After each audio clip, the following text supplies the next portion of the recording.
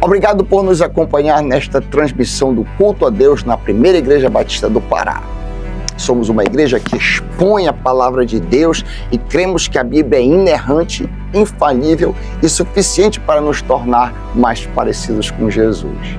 Queremos te encorajar a estar conosco em nossos cultos presenciais aos domingos, às quartas e aos sábados. Assim, poderemos celebrar juntos o Deus vivo e aprendermos mais as verdades de sua palavra. Se você tomou alguma decisão, entre em contato conosco através do nosso site e das redes sociais. Queremos orar por você e ajudá-lo na sua caminhada com Cristo. Que Deus te abençoe copiosamente em nome de Jesus. Amém. Queridos, abram por favor a palavra do Senhor na primeira carta de João, capítulo 2. Vamos considerar hoje os versos 1 e 2 deste capítulo. Antes de lermos o texto, farei uma breve introdução. Queridos, antes de eu ser chamado pelo Senhor para o ministério pastoral, durante aproximadamente 14 anos, trabalhei como advogado. Já disse isso aqui algumas vezes.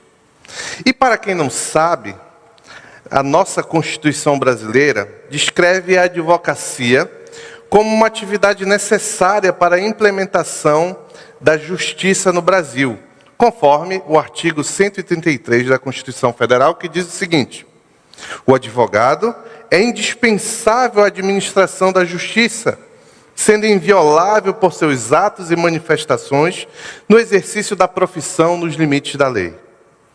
Isso porque esse profissional, o advogado, deve ser um instrumento capacitado pelo qual pessoas, empresas e instituições diversas fazem valer os seus respectivos direitos. Certa vez, vou ilustrar esta verdade. Certa vez eu tive uma conversa com outro advogado na antessala de uma audiência que nós iríamos realizar. E conversando, papo vai, papo vem, em determinado momento eu disse àquele homem que eu nunca tive o interesse de atuar na área penal. Se o Jander, se tu estiver me ouvindo, está dando um eco aqui, por favor, cara. Certa vez eu tive uma conversa com esse advogado e eu disse a ele que eu não tinha interesse em atuar na área penal, que eu nunca tinha tido esse interesse, pois eu não me sentia confortável em defender criminosos. Então ele disse uma frase que me marcou bastante. Ele disse assim: André, o advogado criminal não deve defender o criminoso ou o bandido. Ele deve defender o direito do criminoso. Juridicamente isso faz todo sentido, porque mesmo o criminoso condenado ainda possui uma série de direitos. Apesar de, se for condenado e estiver preso, perder temporariamente o direito à liberdade, ele ainda possui, por exemplo, direito à propriedade, vida e ao devido processo legal, apenas como alguns exemplos. Quanto à humanidade, de forma geral, quando refletimos sobre a nossa vida espiritual, não é muito diferente. Todos nós, sem exceção, nascemos e por muito tempo fomos vis criminosos ou vis pecadores, que um dia estarão diante de um tribunal, do tribunal divino. Porém nós, especialmente os cristãos, temos um advogado extraordinário para nos defender neste julgamento. É sobre o trabalho deste advogado que nós vamos conversar mais um pouco nesta noite. Enfim, vamos ler o texto que está em 1 João, capítulo 2, versos 1 e 2. Me acompanhe na sua palavra, por favor, na sua Bíblia. Diz assim a palavra do Senhor: meus filhinhos, escrevo-lhes estas coisas para que vocês não pequem. Se, porém, alguém pecar, temos um intercessor, ou um advogado em outras traduções, um intercessor junto ao Pai, Jesus Cristo, o justo. Ele é a propiciação pelos nossos pecados, e não somente pelos nossos, mas também pelos pecados de todo o mundo. Vamos orar. Pai querido, obrigado pela tua palavra, Senhor. Nos ajuda a compreender as verdades por ti reveladas nessa porção, Senhor. E que nós possamos sair daqui edificados e transformados por ela, Pai. Pedimos isso em nome de Jesus. Amém. João e os demais apóstolos se dedicavam à pregação do Evangelho, apesar das perseguições e dificuldades, porque eles tinham o objetivo comum de que todo aquele que ouvisse a pregação do Evangelho e cresce, passasse a experimentar comunhão com a igreja, com o Pai e com o Filho, como lemos em 1 João 1,3, você pode ler depois na sua Bíblia.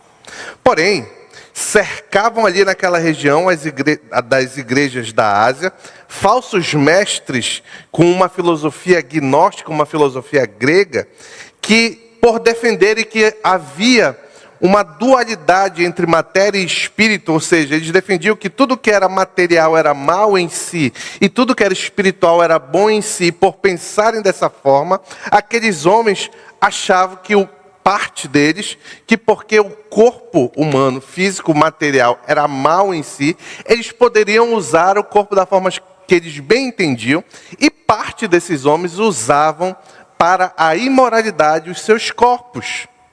E João vem ensinar que não é possível ter comunhão com Deus se você usa o seu corpo para completa libertinagem.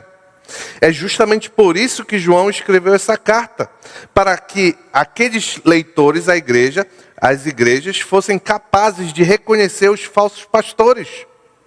A primeira carta de João é para capacitar os destinatários a saber quem de fato possuía comunhão com Deus ou não, quem de fato fazia parte da igreja de Jesus ou não.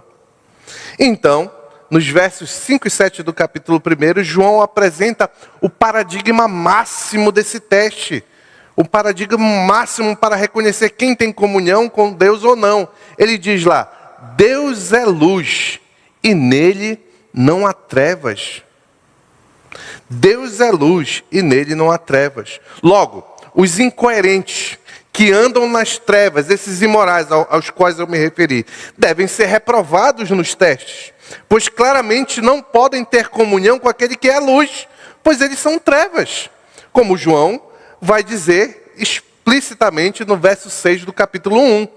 Se afirmarmos que temos comunhão com ele, com aquele que é luz, mas andamos nas trevas, mentimos e não praticamos a verdade. Então, no verso 8, ainda do capítulo 1, vemos que andar na luz não significa necessariamente não ter pecado.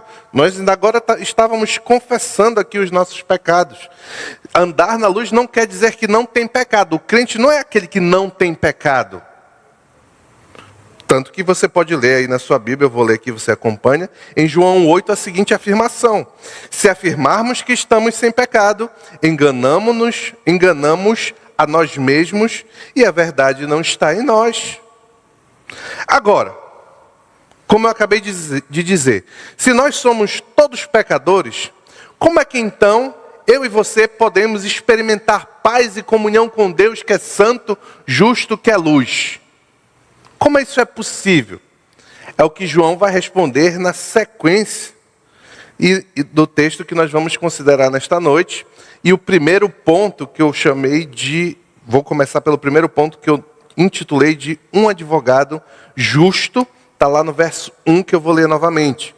Diz assim a palavra do Senhor: meus filhinhos, escrevo-lhes estas coisas para que vocês não pequem. Se, porém, alguém pecar, temos um intercessor junto ao Pai, Jesus Cristo, o justo. Para responder à pergunta como é possível ter comunhão com Deus, João se dirige aos seus leitores com um termo carinhoso. Ele diz: meus filhinhos, que pode ser melhor traduzido como meus queridos filhos. João se apresenta como um amoroso pai espiritual aos seus destinatários e fala dessa forma que, além de expressar o seu carinho, também reflete a sua autoridade apostólica e o fato de que ele tinha uma autoridade porque ele já estava em idade avançada. Então ele tratava aqueles a quem ele se dirigia na igreja como seus filhos na fé, tanto quanto à autoridade quanto ao carinho de um pai. Após essa linda apresentação, então João admoesta seus destinatários escrevendo: escrevo-lhes estas coisas para que vocês não pequem. Esse comando é particularmente necessário à luz dos ensinos dos versos 8 a 10, quando João estabeleceu, o que eu já disse aqui, a pecaminosidade da natureza humana. É claro que João está enfrentando aquele grupo de libertinos, mas um leitor desavisado poderia concluir: já que faz parte da nossa natureza pecar, então andar em pecado seria normal para nós. Contra essa conclusão, João diz aos seus leitores: não pequem. João está ciente da fragilidade humana e do poder sedutor de Satanás, e do mundo e da carne fraca do homem. Mas é justamente por isso que ele usa a sua carta, os versos que nós estamos considerando, para encorajar os seus destinatários a lutar fortemente contra o pecado. Ele sabe que é difícil, mas ele diz: meus filhinhos, não pequem. Como um pai, o apóstolo sabe que seus filhos espirituais devem buscar e perseguir uma vida santificada. No entanto, como um pai, ele também sabe que seus filhinhos, por vezes, caem em pecado. É por isso que ele já imagina uma pergunta do crente que caiu em pecado: pastor João, eu pequei, e agora? A ideia por trás aqui é que o crente, pela graça de Deus, pode levar uma vida em que o pecado é acidental. Mas não pode levar uma vida em que o pecado é o normal. Em caso de pecado acidental, o crente deve lembrar, e é o que o João vai dizer na sequência, que ele tem um intercessor junto ao Pai. Aqui, meus irmãos, já vou fazer uma breve aplicação aqui. Essa aqui é uma grande distinção que existe, segundo a palavra de Deus, entre o crente e o não crente. O crente, ele não é aquele que não peca, nós já vimos isso aqui. Mas é aquele que luta contra o pecado, e o pecado é um acidente na sua vida. Aquele que peca regularmente, repete os mesmos pecados, sem nenhum tipo de enfrentamento, em total conformação, o pecado já deixou de ser acidente há muito tempo e se transformou no normal. Então, João faz essa diferença. Aquele que luta contra o pecado, ele diz: você tem um intercessor junto ao Pai. Esta palavra, traduzida por intercessor na NVI ou advogado na Revista e Atualizada, significa a condição de alguém, o advogado, que se coloca ao lado do outro para ajudar. Quando João usa a palavra aqui aplicada a Cristo, a ideia de que Jesus fala ao Pai Celestial em nossa defesa, da defesa daqueles que enfrentam o pecado, que pecam, mas enfrentam e lutam contra o pecado. Não é isso que Paulo ensina em Romanos 8,34? Quem os condenará? Os crentes. Quem os condenará? Foi Cristo Jesus que morreu. E mais, que ressuscitou e está à direita de Deus. E também intercede por nós. No verso que estamos considerando, João abre as cortinas e nos deixa vislumbrar o que ocorre no céu. Quando o crente cai em pecado e humildemente confessa e busca a Deus em arrependimento, o Senhor Jesus vai diante do Pai e intercede pelo crente. Ainda agora, quando nós oramos aqui pelo perdão dos nossos pecados, se oramos com sinceridade de coração, o Senhor Jesus estava diante do Pai intercedendo por mim e por você. A cena é de um tribunal, onde o crente culpado de pecado é trazido diante da justiça divina que o acusa. Mas ele não está só, tem ao seu lado o mais eficaz de todos os advogados, o Senhor Jesus Cristo. E na sequência do nosso texto, João vai focar no currículo do advogado, para mostrar que não é qualquer um, mas é Jesus Cristo, o justo. Esse advogado é capaz de se compadecer de nós, como lemos em Hebreus capítulo 4, verso 15. Pois não temos um sumo sacerdote que não possa compadecer-se das nossas fraquezas, mas sim alguém que, como nós, passou por todo tipo de tentação, porém sem pecado. Esse advogado tem poder para nos salvar dos nossos pecados no tempo presente. Portanto, Hebreus 7:25, portanto, ele é capaz de salvar definitivamente aqueles que, por meio dele, aproximam-se de Deus, pois vive sempre para interceder por eles.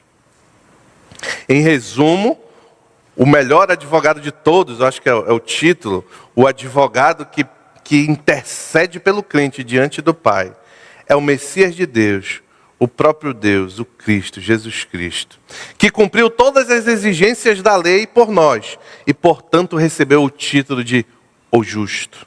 E como advogado sem pecado, ele nos representa os crentes diante do Pai. Aqui algumas lições deste primeiro ponto para mim e para você. Se a palavra nos comanda algo, é porque é possível. Se João diz, escreve às igrejas e consequentemente a nós também, não pequeis, é porque é possível que eu e você escolhamos não pecar. Se porventura você faz algo no seu trabalho que você sabe que é errado, e você é um crente em Cristo Jesus, você tem em você a capacidade de dizer não.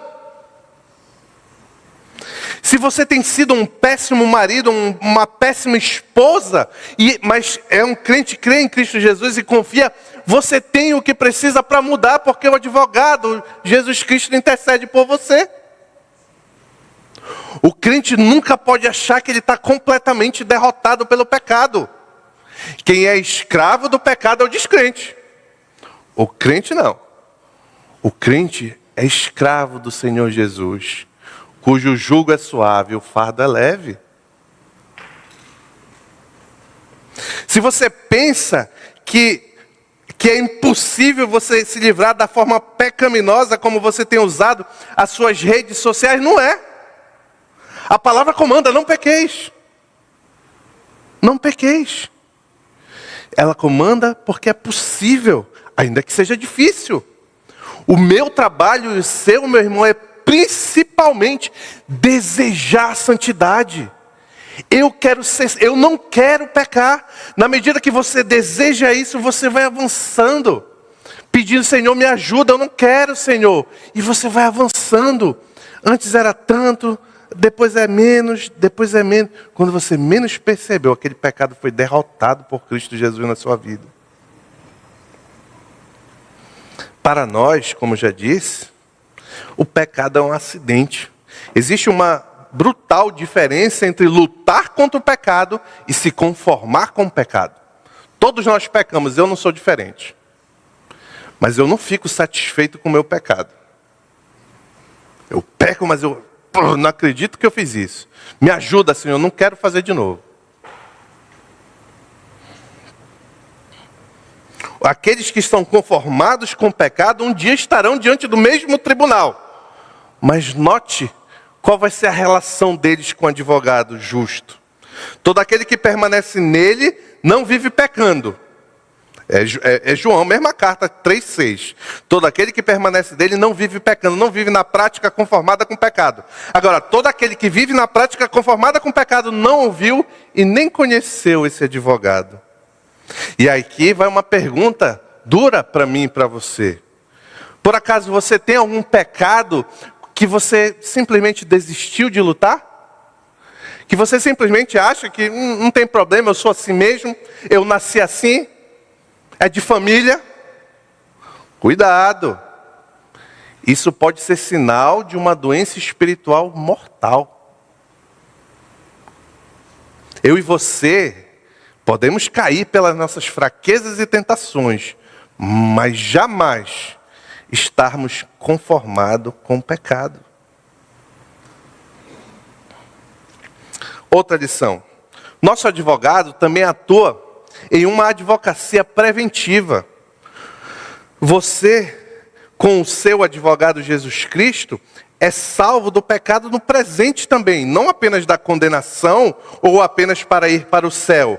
Ele nos ajuda antes do pecado, não apenas na confissão, quando nos arrependemos, ele intercede por nós e nos purifica de toda injustiça, mas também antes, quando a tentação vem, como lemos em Hebreus capítulo 4, verso 16. Assim, aproximemo-nos do trono da graça com toda a confiança, a fim de recebermos misericórdia e encontrarmos graça que nos ajude no momento da necessidade.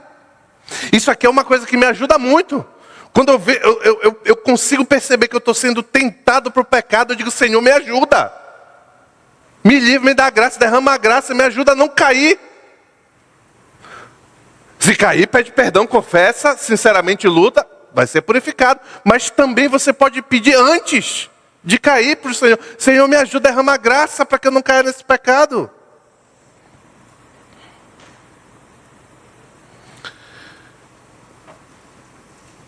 Ainda assim, se caímos em pecado, veja que nota interessante, nota encorajadora em 1 João 1,9. Se confessarmos os nossos pecados, acabamos de cantar isso aqui, Ele é fiel e justo para nos perdoar os nossos pecados e nos purificar de toda injustiça. Segundo ponto. Um advogado que paga por você. Está lá no verso 2. Diz assim a palavra do Senhor. Ele, Jesus, é a propiciação pelos nossos pecados. E não somente pelos nossos, mas também pelos pecados de todo o mundo. Neste verso, João desenvolve duas ideias. A primeira é o sacrifício de Jesus e a abrangência desse sacrifício. Vamos primeiro considerar o sacrifício de Jesus. Onde nesse verso onde ele fala que o sacrifício de Jesus é a propiciação pelos nossos pecados. Está no início do verso. Ele é a propiciação pelos nossos pecados. A expressão propiciação vem da linguagem cerimonial do Antigo Testamento, da Antiga Aliança, quando animais eram sacrificados e o sangue derramado como pagamento pelo pecado, como lemos, por exemplo, em Levítico capítulo 17, verso 10 e 11, escute bem. Todo israelita ou estrangeiro residente que comer sangue de qualquer animal, contra esse eu me voltarei e o eliminarei do meio do seu povo. Pois a vida da carne está no sangue, e eu dei a vocês para fazerem propiciação por si mesmo no altar. É o sangue que faz a propiciação pela vida. Propiciar é pagar aquilo que é necessário para aplacar a ira merecida. Contudo, para nós, crentes da nova aliança, Cristo é que é esse sacrifício, não é mais o sangue de animais, mas o sangue de Cristo que foi derramado na cruz do Calvário, providenciado pelo próprio Deus que satisfaz a justa ira de Deus contra os pecados dos crentes. Vou repetir isso aqui, que alguém tem dúvida. Você acha que um parênteses aqui, aquela expressão, Deus odeia o pecado, mas ama o pecador, é uma mentira. Deus odeia o pecado e odeia o pecador impenitente. Ele ama o pecador que deposita sua confiança em Cristo e se arrepende dos seus pecados e luta contra eles. Esse ele ama. Agora o pecador que não se arrepende, Deus odeia tanto quanto ele odeia o pecado. Mas aquele que se arrepende, Jesus satisfez a ira de Deus na cruz do Calvário. Na cruz do Calvário, Jesus sofreu a ira de Deus, como nós já lemos em Isaías, para que, tendo Deus tido a sua justiça satisfeita, eu e você, crentes em Cristo Jesus, pudéssemos ter paz e comunhão com Deus, como Isaías profetizou. Mas ele foi transpassado por causa das nossas transgressões. Foi esmagado por causa das nossas iniquidades. O castigo que nos trouxe a paz estava sobre ele. E pelas suas feridas, ou pelas suas pisaduras, fomos sarados. Esta é a maior prova de amor que um ser humano pode receber. É o exemplo máximo de amor sacrificial de Cristo Jesus.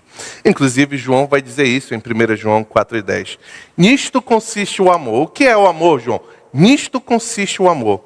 Não em que nós tenhamos amado a Deus, mas que Ele nos amou e enviou o seu Filho como propiciação pelos nossos pecados, como pagamento pelos nossos pecados.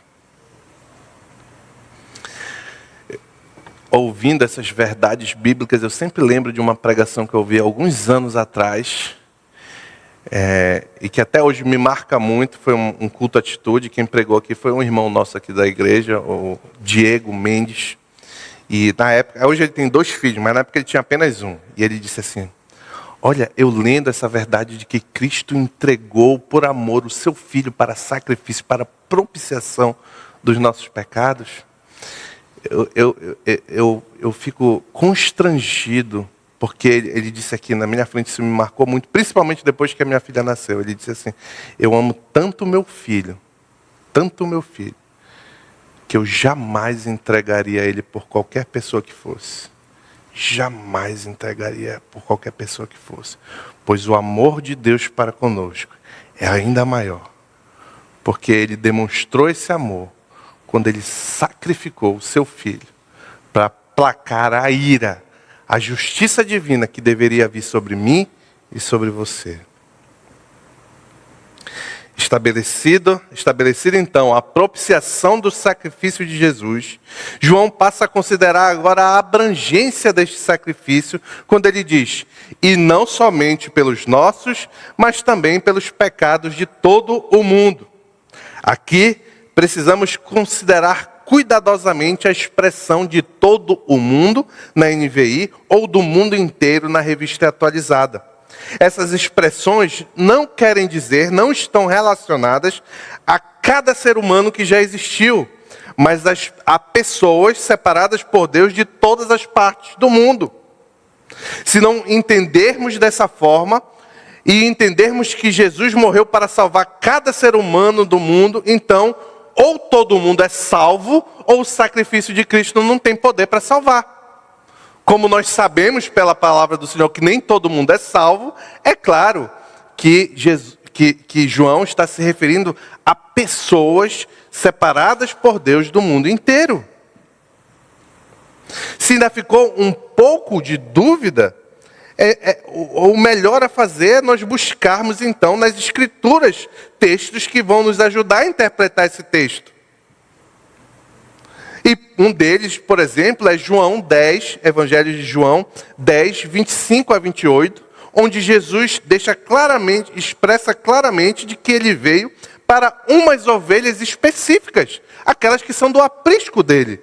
João, capítulo 10, verso 25 a 28.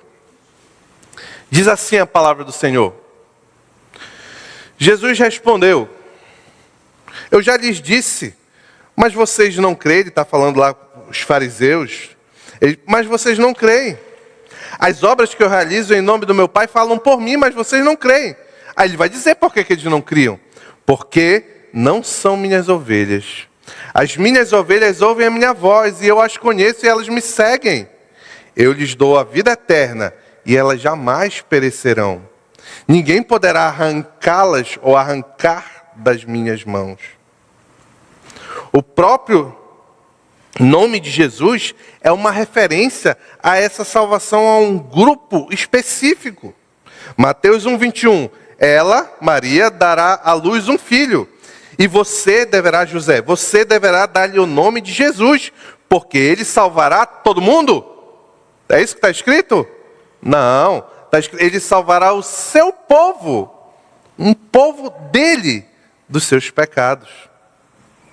Logo, à luz da totalidade do ensino bíblico, o sentido da palavra mundo no nosso verso que estamos considerando se refere, como já disse, a pessoas específicas separadas de todas as raças, tribos e nações do mundo inteiro.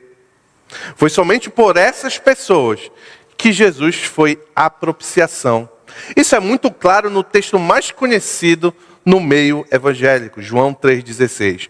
Porque Deus tanto amou o mundo que deu seu Filho unigênito para que todo nele crê não pereça, mas tenha a vida eterna. Ou seja, aqui há uma especificação. É todo o que crê. Quem não crê não terá a vida eterna. Algumas lições para mim e para você de entender essas coisas. Primeira coisa, como crente, nós devemos ser conscientes e humildes.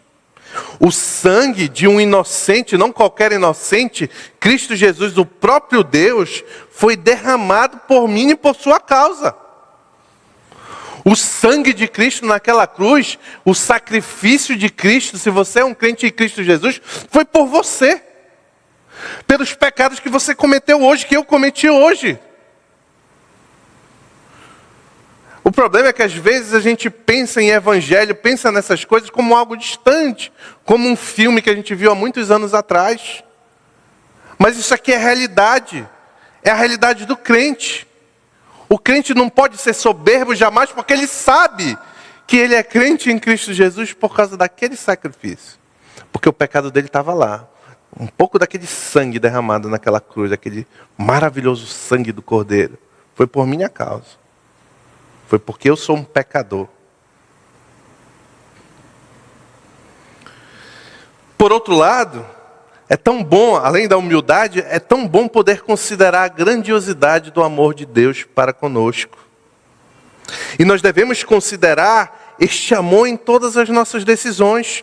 O amor de Deus em nos entregar o Filho em nosso favor deve nos constranger em direção a uma vida santa de gratidão e humildade.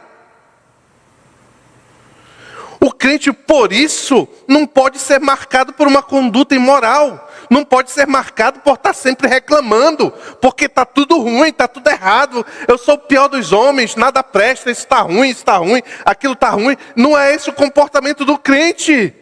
Ele tem que se alegrar a despeito das circunstâncias, porque Cristo morreu por ele. Deus ama ele a tal ponto que entregou o Filho.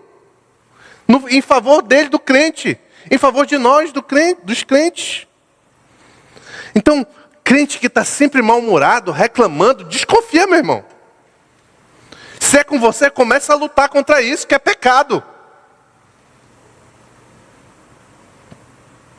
Por causa desse amor, por causa do sangue derramado, nós podemos vencer esse pecado. Lute, confie no Senhor. Deseje santidade e busque com todas as suas forças. Porém, se ainda assim, e assim apenas, você cair, fique consciente de que você não precisa andar culpado, arrastando culpa por pecados que você cometeu há muito tempo atrás e você já pediu perdão ao Senhor. Se confessarmos o nosso pecado, Ele é fiel e justo para nos perdoar dos pecados e nos purificar de toda injustiça. Que maravilha ser crente, meu irmão. Que maravilha ser um crente em Cristo Jesus. Eu peco, mas depois que eu peco, eu tenho o grande privilégio de poder chegar diante de Deus, por meio do meu advogado, na intercessão do Espírito Santo, e dizer: Senhor, me perdoa porque eu fiz isso. E naquele momento, automaticamente você está purificado. Se a sua luta e sua luta contra o pecado e o seu desejo por santidade for sincero. É por isso que o crente, dentre outras coisas, nunca pode pensar que é melhor que os outros. Nem pode pensar que existe um tipo de pecador que não pode ser alcançado pela graça de Cristo. Porque a igreja, meus irmãos, entendam bem isso aqui, isso é bíblico.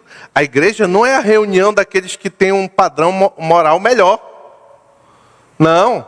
A igreja, segundo Paulo, o texto que eu vou ler agora em 1 Coríntios, segundo Paulo, inspirado pelo Espírito Santo de Deus, na reunião da igreja estão reunidos aqueles que são os piores, mas que eles não estão afundados na lama da maldade porque Cristo os resgatou. Onde está isso, pastor? O senhor inventou isso agora? Não inventei não. 1 Coríntios, olha, se não está marcado na sua Bíblia, marque isso, porque Paulo está descrevendo a condição do crente sem Cristo Jesus. Essa é a condição do crente sem Cristo Jesus. 1 Coríntios capítulo 1, verso 26 a 29. Esse texto eu acho maravilhoso. 1 Coríntios capítulo 1, verso 26 a 29. Isso, 26 a 29. Irmãos, olha, Paulo está escrevendo para a igreja. Irmãos, pense no que vocês eram quando foram chamados. Poucos eram sábios, segundo os padrões humanos. Poucos eram poderosos. Poucos eram de nobre nascimento. Mas Deus escolheu o que para o mundo é loucura para envergonhar os sábios. E escolheu o que para o mundo é fraqueza para envergonhar o que é forte. Ele escolheu o que para o mundo é insignificante, desprezado e o que nada é, para reduzir a nada o que é. Eu e você, sabe o que nós somos? Está aqui a nossa descrição no verso 28. Insignificante, desprezado e nada. Essa é a nossa condição afastada de Cristo. Mas ainda assim, Ele nos escolheu e nos separou para que nós fôssemos a igreja, estivéssemos em Cristo apesar de nós. Então, quando nós olhamos para aquele... Porque tem crente que é assim.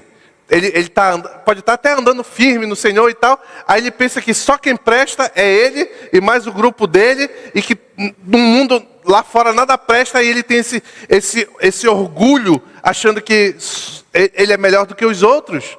Não, meu irmão. Nós não somos piores do que os piores do mundo porque Cristo nos salvou. Aí de fato não somos, mas é porque Cristo nos salvou.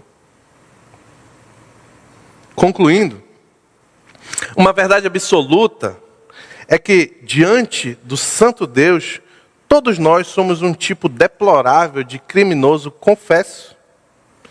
E ninguém estaria disposto a nos defender. E eu quero terminar lendo Efésios capítulo 2, a partir do verso 4. Ninguém estaria disposto a nos defender, todavia, Deus, que é rico em misericórdia, pelo grande amor com que nos amou, deu-nos vida com Cristo, quando ainda estávamos mortos em transgressões. Pela graça, vocês são salvos. Pela graça, nós somos salvos. Não porque nós éramos melhores, pelo contrário. Nós éramos para ser os piores, mas pela graça, pela obra daquele que propiciou os nossos pecados na cruz do Calvário, nós somos salvos em nome de Jesus. Amém.